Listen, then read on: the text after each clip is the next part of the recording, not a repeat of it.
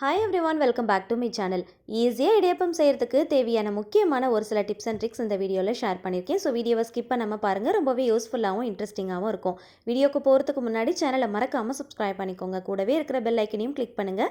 அப்போ தான் நான் போடுற வீடியோஸ் உங்களுக்கு நோட்டிஃபிகேஷனாக வரும், நீங்களும் மிஸ் பண்ணாமல் பார்க்கலாம். எந்த கப்பில் இடியாப்பம் மாவு எடுக்க போகிறோமோ அதே கப்பில் ஒரு அரை கப் அளவுக்கு தேங்காய் எடுத்து மிக்ஸி ஜாரில் போட்டு கொஞ்சமாக தண்ணி விட்டு நல்லா அரைச்சி திக்கான தேங்காய் பால் எடுத்துக்கலாம். இடியாப்பத்துக்கு நீங்கள் தேங்காய் பால் தான் வச்சு சர்வ் பண்ண போகிறீங்க அப்படின்னா எக்ஸ்ட்ராவாக கூட நீங்கள் தேங்காய் பால் எடுத்து வச்சுக்கோங்க. நான் சர்வ் பண்ணுறதுக்காக எடுக்கல, இடியாப்பம் செய்யறதுக்காக தான் இந்த தேங்காய் பால் எடுக்கிறேன். ஸோ நான் கொஞ்சமாக தேங்காய் பால் எடுத்து வச்சுருக்கிறேன். நல்லா திக்காக எடுத்துக்கோங்க. தலைப்பால் மட்டும் எடுத்து வச்சுக்கோங்க. ஹெவி பாட்டம் பேனாக பார்த்து எடுத்துக்கோங்க. ப்ரெஷர் குக்கராக சூஸ் பண்ணிக்கோங்க, ரொம்ப ஈஸியாக இருக்கும்.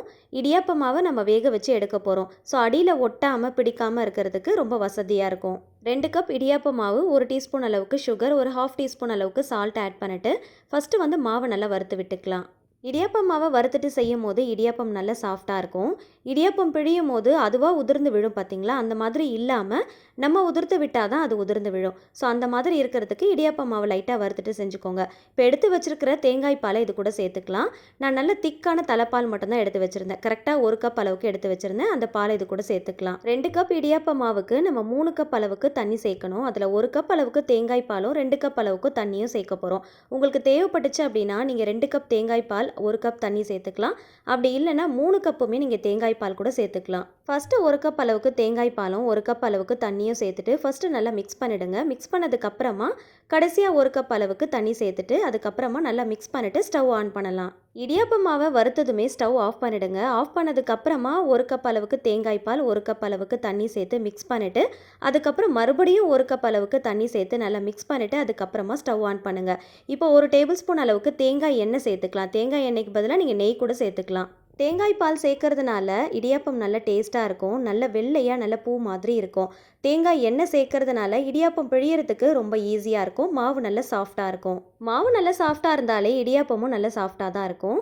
ஸோ சோடா உப்புலாம் சேர்க்காம ரொம்ப ஈஸியாக பிழியறதுக்கும் நல்ல வெள்ளையாக பூ மாதிரி இடியாப்பம் செய்யறதுக்கும் இந்த டிப்ஸ் எல்லாமே உங்களுக்கு ரொம்பவே யூஸ்ஃபுல்லாக இருக்கும். ஸோ இந்த பொருள் எல்லாத்தையுமே நீங்கள் மிஸ் பண்ணாமல் சேர்த்துக்கோங்க. தண்ணி தேங்காய் பால்லாம் சேர்த்ததும் ஸ்டவ் ஆன் பண்ணி ஃபுல் சிம் ஃப்ளேமில் வச்சு கைவிடாமல் மிக்ஸ் பண்ணிங்க அப்படின்னா இந்த மாதிரி கொஞ்சம் கொஞ்சமாக கட்டிப்பட ஆரம்பிக்கும். நல்ல ஓரளவுக்கு கட்டியானதும் ஸ்டவ் ஆஃப் பண்ணிடலாம். ஒரு 5 நிமிஷத்துக்குள்ளேயே மாவெல்லாம் சுருண்டு வந்துடும். ஸ்டவ் ஆஃப் பண்ணிவிட்டு வேறு ஒரு பாத்திரத்துக்கு நம்ம மாற்றிடலாம். ரொம்ப நேரம் வேக விட்டுட்டோம் அப்படின்னா ரொம்ப கட்டியான மாதிரி ஆகிடும். பிழியறதுக்கு ரொம்ப கஷ்டமாக இருக்கும். நம்ம சேர்க்குற தேங்காய் பால் தண்ணி எல்லாமே ரொம்ப ட்ரை ஆகிற அளவுக்கு மாவை வேக வைக்க தேவையில்லை. ஓரளவுக்கு நல்லா சாஃப்டாக இருக்கிற அளவுக்கு வேக வச்சு எடுத்துக்கோங்க. மூடி போட்டு ஒரு 10லேருந்து 15 நிமிஷத்துக்கு ரெஸ்ட்டு கொடுத்துடலாம். உள்ளே இருக்கிற அந்த ஹீட்லேயே மாவு நல்லா வெந்து வந்துடும். இப்போ கை வச்சு லைட்டாக மிக்ஸ் பண்ணி விட்டாலே போதும். மாவு எல்லாமே நல்லா ஒன்று சேர திரண்டு வந்துடும். இப்போ பிசையும் போது ரொம்ப ஈஸியாக இருக்கும். கொஞ்சமாக வந்து தேங்காய் எண்ணெயை கையில் அப்ளை பண்ணிக்கோங்க. தேங்காய் எண்ணெய்க்கு பதிலாக நீங்கள் நெய் கூட சேர்த்துக்கலாம்.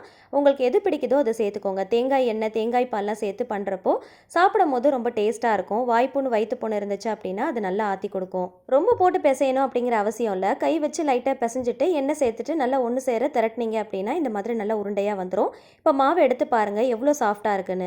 மாவு கையில் எடுத்து பார்க்கும்போது இந்த மாதிரி நல்லா சாஃப்டாக இருக்கணும். எந்த பக்கம் மடித்தாலும் இந்த மாதிரி மடிக்க வரணும். கையில் வந்து உருண்டை பிடிக்கும் போது கையிலேருந்து உதிர்ந்து கீழே விழக்கூடாது. நல்லா உருண்டை பிடிக்க வரணும். அதுதான் வந்து சரியான பக்குவம். இந்த மாவில் கொழுக்கட்டை கூட செய்யலாம். கொஞ்சம் கூட விரிசல் இல்லாமல் எவ்வளோ நேரம் ஆனாலும் கொழுக்கட்டை சாஃப்டாக இருக்கும். இடியாப்பத்துக்கு சர்வ் பண்ணுறதுக்கு நல்ல பர்ஃபெக்டாக மேட்ச் ஆகிற மாதிரி ஒரு சைட் டிஷ் எப்படி செய்யுதுன்னு பார்க்கலாம். இதுக்காக ப்ரெஷர் குக்கரில் கொஞ்சமாக எண்ணெய் நெய் சேர்த்துருக்கிறேன். பட்டை லவங்கம் ஏலக்காய் பிரிஞ்சி இலை அன்னாசிப்பூ கல்பாசி மட்டும் சேர்த்துக்கோங்க. 2 பெரிய வெங்காயத்தை பொடியாக நறுக்கிட்டு சேர்த்துக்கலாம். இது கூடவே ஒரே ஒரு பச்சை மிளகாயில் பாதி பச்சை மிளகாய் மட்டும் நறுக்கிட்டு சேர்த்துருக்கிறேன். உங்களுடைய காரத்துக்கு ஏற்றா போல் பார்த்து சேர்த்துக்கோங்க. சால்ட்டு சேர்த்து நல்லா வதக்கிக்கலாம். நல்ல கோல்டன் ப்ரௌன் ஆகணும். அதே சமயத்தில் ஆனியன் நல்லா கிறிஸ்பி ஆகிற அளவுக்கு வதக்கிக்கோங்க. இந்த அளவுக்கு நல்ல கோல்டன் ப்ரௌன் கலரில் வரணும். நல்ல கிறிஸ்பியாக இருக்கணும். அப்போ தான் வந்து இந்த ரெசிபிக்கு நல்ல டேஸ்ட் கிடைக்கும். இப்போ 1 டேபிள் ஸ்பூன் அளவுக்கு இஞ்சி பூண்டு பேஸ்ட்டு சேர்த்து ராஸ்மெல் போகிற அளவுக்கு நல்லா வதக்கிக்கலாம். 2 வெங்காயத்துக்கு 3 தக்காளி, நல்ல பழமான புளிப்பில்லாத தக்காளியாக பார்த்து எடுத்துக்கோங்க. நல்ல பேஸ்ட் போல் அரைச்சிட்டு இது கூட சேர்த்து நல்லா வதக்கிக்கலாம். தக்காளியோட அந்த பச்சை வாசனை போகிற அளவுக்கு நல்லா வதக்கிட்டு மசாலா பொருட்கள் சேர்த்துக்கலாம். மஞ்சள் தூள், காஷ்மீரி மிளகாய் தூள், தனியாத்தூள், ஜீரகத்தூள், கறி மசால் தூள். கறி மசால் தூள் வீட்டிலேயே வறுத்து அரைச்சது தான் நான் யூஸ் பண்ணியிருக்கிறேன். அதுக்கு பதிலாக நீங்கள் கரம் மசாலா கூட யூஸ் பண்ணிக்கோங்க. மசாலா எல்லாமே நல்லா சேர்த்ததுக்கப்புறம் நல்லா வதக்குங்க. எண்ணெய் நல்லா பிரிஞ்சு வர டைமில் ஒரு கைப்பிடி அளவுக்கு புதினா சேர்த்து நல்லா வதக்கிக்கோங்க.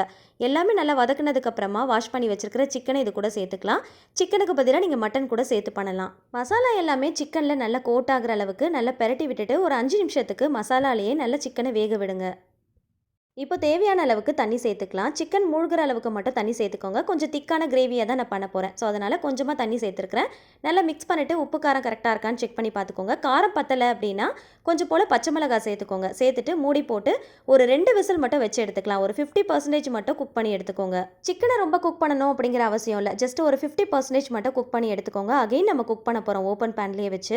இப்போ இது கூட 1 கப் அளவுக்கு ஊற வச்ச சன்னா சேர்த்துக்கோங்க. White chana or black chana எது வேணாலும் நீங்க சூஸ் பண்ணிக்கலாம். உங்களுடைய சாய்ஸ் தான். ஊற வச்சுட்டு சேர்த்துக்கோங்க. இப்போ இது கூடவே கொஞ்சமா தேங்காய், முந்திரி, சோம்பு சேர்த்து நல்லா அரைச்சு வச்சிருக்கிறேன். அந்த பேஸ்ட்டையும் இது கூட சேர்த்து நல்லா மிக்ஸ் பண்ணிக்கலாம். சிக்கன் ஆல்ரெடி ஒரு 50% தான் நம்ம குக் பண்ணியிருக்கிறோம்.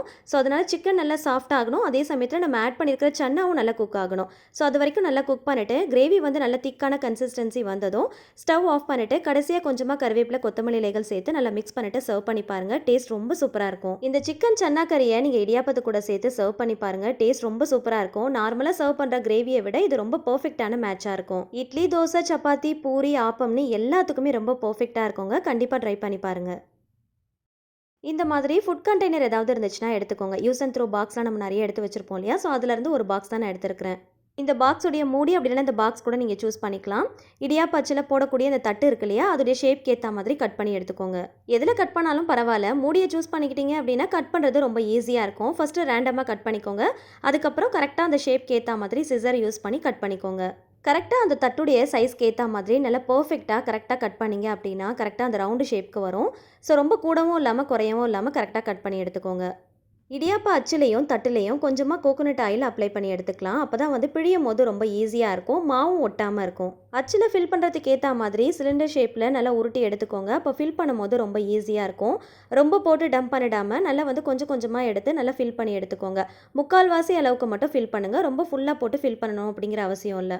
முக்கால்வாசி அளவுக்கு போட்டுட்டு மாவு நல்லா ஃபில் பண்ணதுக்கப்புறமா நம்ம கட் பண்ணி வச்சுருக்கோம் இல்லையா அந்த பாக்ஸுடைய மூடி, அதை வந்து இந்த மாதிரி உள்ளே ஃபஸ்ட்டு போட்டுக்கலாம். போட்டுட்டு கரெக்டாக வந்து ஃபிட் பண்ணிக்கோங்க. இது போட்டதுக்கப்புறமா மூடி போட்டு க்ளோஸ் பண்ணி எடுத்துக்கலாம்.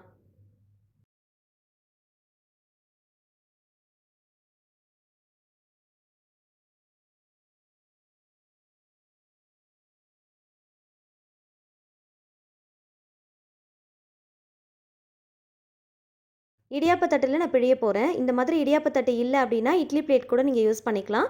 பிழியறதுக்கு முன்னாடி லைட்டாக கோகோனட் ஆயில் அப்ளை பண்ணிக்கோங்க. அப்போ தான் எடுக்கும் போது அதில் ஒட்டாமல் ஈஸியாக எடுக்க வரும்.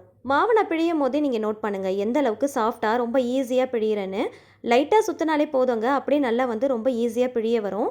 அப்படியே தட்டில் வந்து சல்லுன்னு பிழிஞ்சு எடுத்துடலாம். நான் ரொம்பலாம் ஸ்ட்ரெயின் பண்ணவே இல்லைங்க. ரொம்ப லைட்டாக தான் ரொட்டேட் பண்ணுறேன். ரொம்ப ஈஸியாக பிழிய வருது பாருங்கள். அதே போல் எப்பயுமே இடியாப்பம் பிழியும் போது நம்ம கையால் உதிர்த்து விடுற மாதிரி இருக்கணும். அதுவாக உதிர்ந்து உதிர்ந்து கீழே விழக்கூடாது. அப்படி விழுந்துச்சு அப்படின்னா நீங்கள் சரியாக பக்குவமாக பிசையலை அப்படின்னு அர்த்தம். இதே போல் எல்லா மாவையும் பிழிஞ்சு எடுத்துக்கலாம்.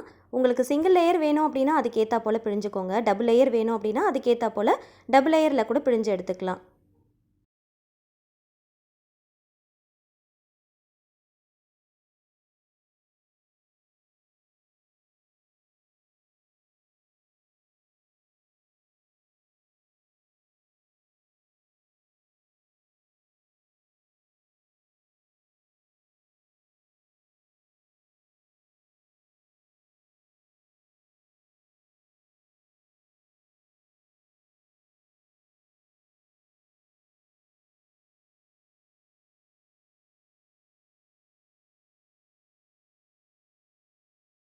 போட்ட மாவு ஃபுல்லாகவே நம்ம பிழிஞ்சு எடுத்துட்டோம். இப்போ அச்சை ஓப்பன் பண்ணி பார்க்கலாம்.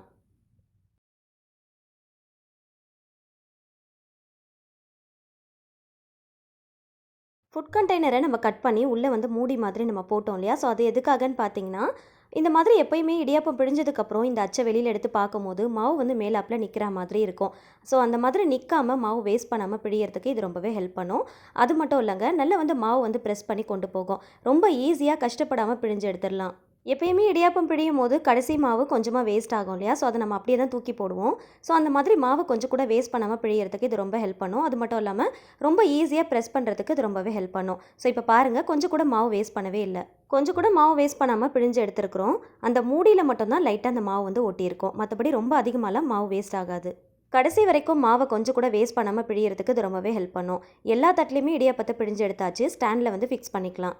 மாவை நல்லா வறுத்துட்டு வேக வச்சுட்டு தான் இடியாப்பத்தை பிழிஞ்சிருக்கிறோம். அதனால் ரொம்ப நேரம் வேக வைக்கணும் அப்படிங்கிற அவசியம் இல்லை. ஒரு 3 நிமிஷத்துலேருந்து 5 நிமிஷம் வரைக்கும் வேக வச்சா போதும். இடியாப்ப ஸ்டாண்டை உள்ளே வைக்கிறதுக்கு ஏற்றா போல் நல்லா அகலமாக ஹைட்டாக இருக்கிற மாதிரி பாத்திரத்தில் கொஞ்சமாக தண்ணி ஊற்றிக்கோங்க. நல்லா கொதிச்சு வரும்போது ஸ்டாண்டை உள்ளே வச்சுட்டு மூடி போட்டுடலாம். ஒரு 3லேருந்து 5 நிமிஷம் வேக வச்சா போதும். நான் கரெக்டாக ஒரு 3 நிமிஷம் தான் வேக வச்சு எடுத்துருக்கிறேன். 3 நிமிஷத்தில் 5 தட்டு இடியாப்பம் ரெடி ஆகிடுங்க. ரொம்ப ஈஸியாக செஞ்சிடலாம். பார்க்குறதுக்கும் எவ்வளோ வெள்ளையாக நல்லா சாஃப்டாக இருக்குது பாருங்கள். இடியாப்பத்தை பிழியறதுக்கு முன்னாடி லைட்டாக ஆயில் அப்ளை பண்ணிட்டு தான் நம்ம பிழிஞ்சோம் இல்லையா? ஸோ அதனால் பிளேட்டை வந்து திருப்பி போட்டு லைட்டாக தட்டினாலே போதும். இடியாப்பம் கொஞ்சம் கூட ஒட்டாமல் பிளேட்லேருந்து அப்படியே வந்துடும். இப்போ பார்க்குறதுக்கும் நல்ல நூல் மாதிரி எவ்வளோ சாஃப்டாக இருக்குது பாருங்கள். நல்ல மெல்லிஸாக இருக்கும். கண்டிப்பாக இதே போல் நீங்களும் ட்ரை பண்ணி பாருங்கள். ரொம்ப ட்ரையாலாம் இருக்காதுங்க. செம்ம சாஃப்டாக இருக்கும். எவ்வளோ நேரம் ஆனாலும் அந்த சாஃப்ட்னஸ் வந்து அப்படியே தான் இருக்கும். நல்ல துணி மாதிரி நல்ல சாஃப்டாக இருக்கும். பார்க்குறதுக்கும் நல்ல வெள்ளை வெள்ளைன்னு இருக்கும். சோடா உப்புலாம் சேர்க்கணும் அப்படிங்கிற அவசியமே இல்லை. கண்டிப்பாக இதே மெத்தடில் நீங்களும் ட்ரை பண்ணுங்கள். நம்ம ரெடி பண்ண சிக்கன் சன்னா கறியோடு சேர்த்து சர்வ் பண்ணும்போது டேஸ்ட் ரொம்ப சூப்பராக இருக்கும்.